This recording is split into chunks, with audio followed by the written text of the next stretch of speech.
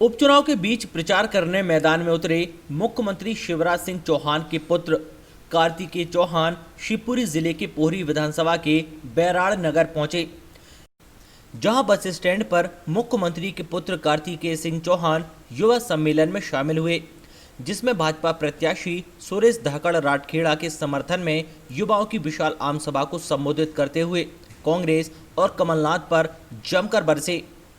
उन्होंने कहा कि अगर गरीबों की सेवा करने वाला भूखा नंगा है तो हम भूखे नंगे ही सही।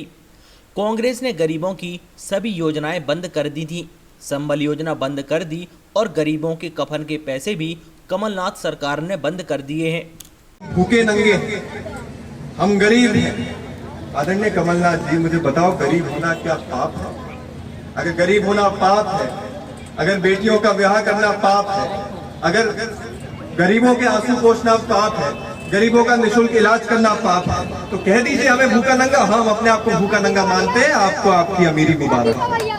अगर हम ऐसी पार्टी से जिसकी रचना श्री पंडित दीनदयाल उपाध्याय जी ने करी, वो कहते थे कि दरिद्र के चरणों में ही नारायण मिलते हैं।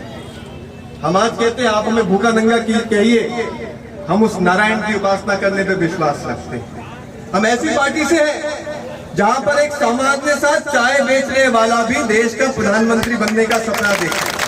हम ऐसी पार्टी से हैं जहां पर जैत के एक सामान्य से गांव का धाकड़ समाज का एक छोटा सा लड़का मध्य प्रदेश का एक नहीं, दो नहीं, तीन नहीं, चार बार मुख्यमंत्री बनने की हिम्मत रखता है।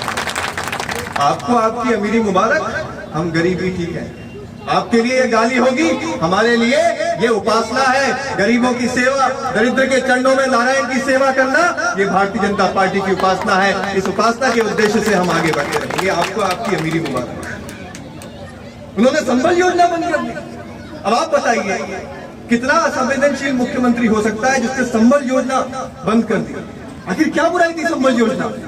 संबल योजना के अंतर्गत अगर कोई बेटी अगर गर्भवती होती थी तो उसकी जांच के लिए 4,000 रुपए की राशि उसके खाते में डालने का काम भारतीय जनता पार्टी की सरकार करती है।